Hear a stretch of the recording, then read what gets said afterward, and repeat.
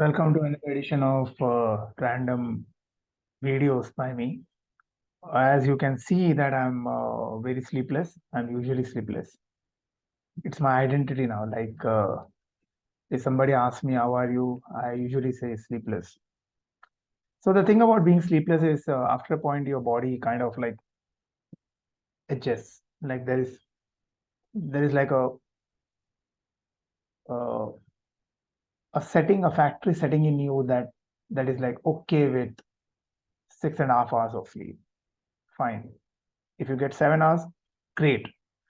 And your body has literally like given up on ever achieving 8 hours of blissful uninterrupted sleep. So I'm at that stage where my body has like accepted.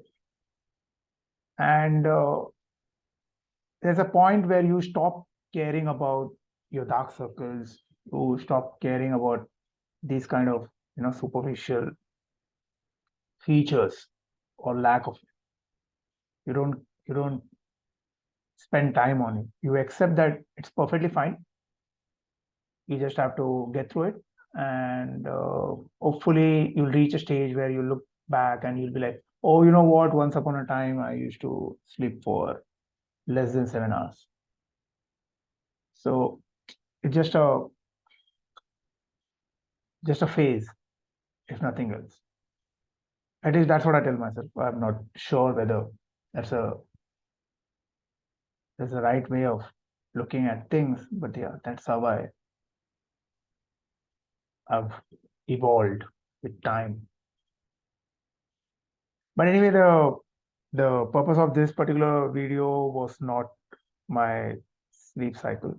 It was more to do with the question a reader asked me recently, and it's around circumstantial something. I don't remember the word, but it was mainly about procrastination, like how you don't do what you're supposed to do, and you spend the day feeling debauched and demotivated, and you feel that you could have done much better, but somehow you're failing. Your to-do list is getting bigger and bigger, and you're feeling smaller and smaller. So how do you deal with it?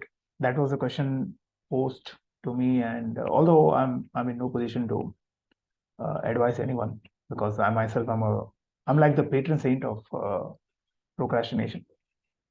Apart from my professional responsibilities, I'm pretty much you know big on procrastination. But here's what I would advise if somebody is looking for ways to beat procrastination. There are two ways. One is you you kind of discipline yourself. You tell yourself that this is it. Whatever has happened. I'm going to be a new person today, and you make a list of things that you want to work on at the earliest, like your priorities. You have to prioritize certain things. You can't do everything at once because you won't be able to do anything at all. So prioritize. You make a list of priorities. Okay, this is what I'm going to do first and second, third, fourth, and you kind of like keep on just scribbling out all the things that you've done. That is one way, which is self-discipline. And the second way is where you kind of leech on to others for your motivation. It could be your friends, your partner, your parents, your cousins, whoever you're very close to.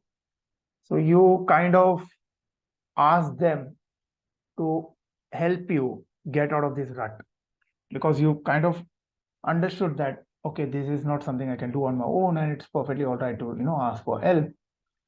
So it depends on how you deal with any given situation, right? So both of these methods have been helpful for me uh, from time to time, but I can't guarantee, or I can't tell you anything about whether it will work for you or on you. But you'll have to try it out. You'll have to kind of see how self-disciplined you can be, and if not, how you're going to ask for help from others, because both needs a certain amount of courage, and if you don't have courage, then you're going to continue sitting on your hands. And That's a terrible way of being comfortably numb.